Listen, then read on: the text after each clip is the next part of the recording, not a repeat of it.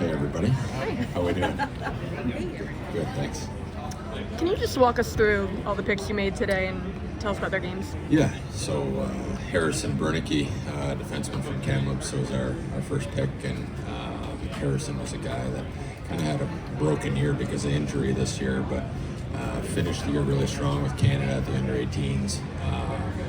Mobile, long-rangey defenseman who moves well. He's got a puck game, and he's physical as well. So he's got a lot of attributes that made him really attractive to us. And anytime you can find a defenseman that moves like that at that size and can move the puck as well is really attractive. Can you tell us about the other picks you made today? Yeah, sorry. Tanner Howe, Regina, highly competitive player, undersized in stature, but he's a strong kid for being undersized in stature, and high compete, high motor player that has skill and offense to his game as well. So we were really excited to get Tanner and feel really good about the spot we got him in. Chase Petola is a defenseman at Michigan Tech. Had a really good year. Obviously, this being his third year eligible this year, but he's got size, he's got physicality, he defends really well.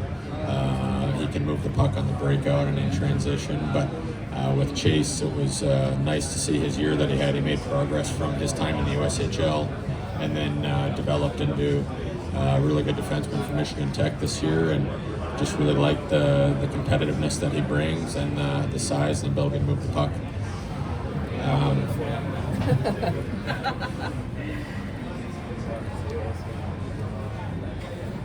Jonah Bisonen, defenseman in Dubuque, smooth skating defenseman that moves the puck really well on the breakout, in transition, in the offensive zone on the power play. Just a really good skater and a really good puck mover, and he defends really well. He uses his feet, his stick to defend in close plays and end plays. He's going to a really good program at Western Michigan, so we were excited to get him in the slot that we got him in. Mack Swanson, smaller forward from Fargo Force in the USHL. Just a really exciting hockey player to watch.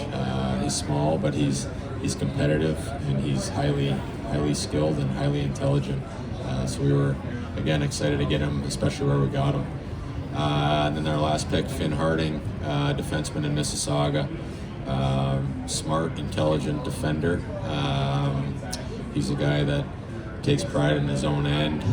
He's a high character kid. Our due diligence was very, very positive on him. So we just felt good about the progress that he made, and he takes pride in his defensive play, and he can move the puck as well. So we felt good about him, but we felt good about all the players that we were able to pick today.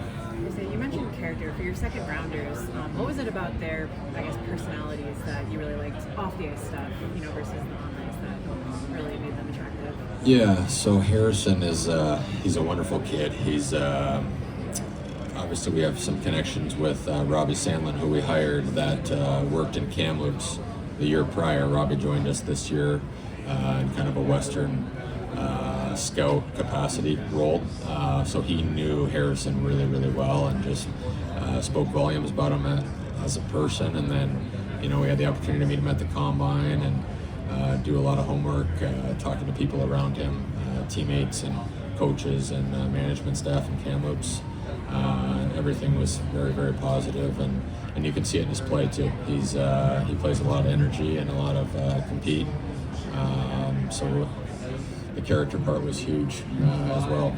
And then with Tanner Howe, same thing. Kind of his play on the ice kind of speaks to the type of person he is. He's a team first guy. He's a highly competitive kid. He's extremely driven, puts a lot of time and effort into his craft and developing, and so we felt really good about all the guys, but especially those two guys with them being kids that are going to be willing to put the work in to where they need to get to be. This is a few years in a row now where you've taken Western Leaguers with your first, your high picks. Is there anything about those WHL guys that draws you to them, or is it just coincidence? You know what? It's just coincidence. I was kind of thinking about it on my way over here because last year it was Finnish players, and then this year it's Western League players. So it's you know what? It's just kind of the way the board fell, and we were really excited with each guy that we got.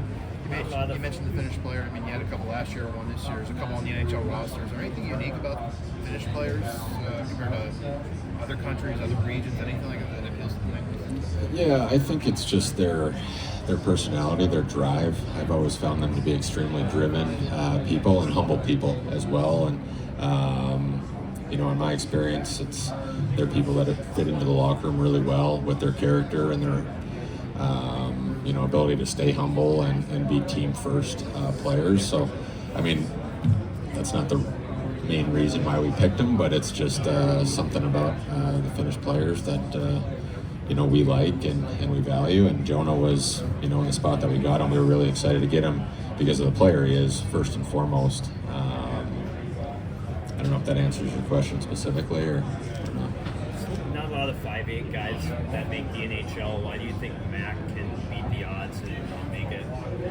Well, it's high compete that Mack has. It's the motor that he plays with, and it's the intelligence that he has as well as the skill. But if you're going to draft a 5'8" guy, you want to make sure that he's competitive, and we believe that Mack is a competitive player, and he's going to a really good program at North Dakota, and if you're going to, like I said, if you're going to take a 5'8" guy, you want him to be competitive, and I think Mack definitely has that attribute. You took a lot of right-handed defensemen today. That was maybe the weakest area of your pool coming into this. Was there any consideration giving to that, or is that just how the board fell? No, it's, obviously we kind of talk about what we have and what we don't have and what we would like to add, but I don't think where we're at right now, we want to add to, kind of every position in our prospect pool. So I would say it's more the way the board fell, and just so happened that right shot D, we were able to add to that. Una's coach was now your Wilkes-Barre Scranton coach. I'm sure you did your own scouting before that hiring, but did Kirk at all weigh in on the decision? Yeah, great question. No, it was a question that I had for Kirk. I saw him this week at the draft, and Kirk said very, very positive things about him and as a player and as a person. So it only added to our information that we had and made us feel even better about selecting Yona where we got him. What can you tell us about the trade you guys made today? And obviously Kyle got you a second-round pick to work with next year, but also getting Kyle back. It's probably a question that's better for Kyle. I mean, my focus was mostly on the draft. What I do know is, as you mentioned, we got an asset for the future, but also a player that can help us now. Other than that, my focus was just on the draft.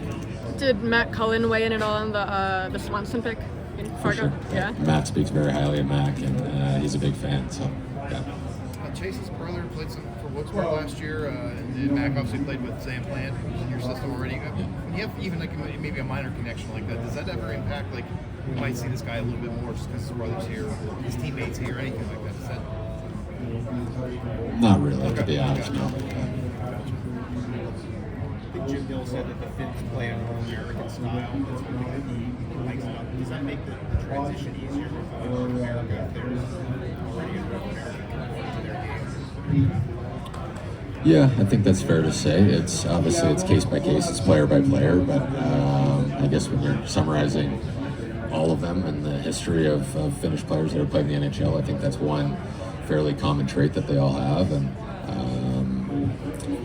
it certainly makes sense when you watch them play. I mean, it's like I said, they're just competitive. They're humble kids, and they're willing to put the work in, and they're not afraid to play in traffic. They're not afraid to play through contact. Those types of things. So I think that makes a lot of sense. Do you expect all these players to be at development camp?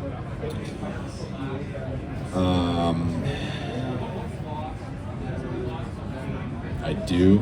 The only one would be Jonah, just making sure that Jonah can get over from Finland in time. I haven't heard yet for sure, but I do expect everybody to be at development camp, yeah. about a year now since you've been working with Kyle. How has the process been like working with him, getting used to him, and is there any changes in terms of how the Penguins view a player they want to bring into the system under Kyle in the past year? Yeah, no, it's been outstanding working with Kyle. He's an extremely intelligent person who's brought some really good ideas to the scouting staff in terms of how we watch the game and you know, what types of things to look for. You know, I don't know that you know, we've always valued competitiveness and skill and intelligence and character and those types of things, but just his outlook on things and you know, just how forward thinking he is in scouting has been really good for not only myself but our entire scouting staff, and in terms of making us look at things kind of a different way and relying on different things, whether it be video scouting or you know, analytics or things like that. So we're incorporating a lot of different things into the draft selection process right now.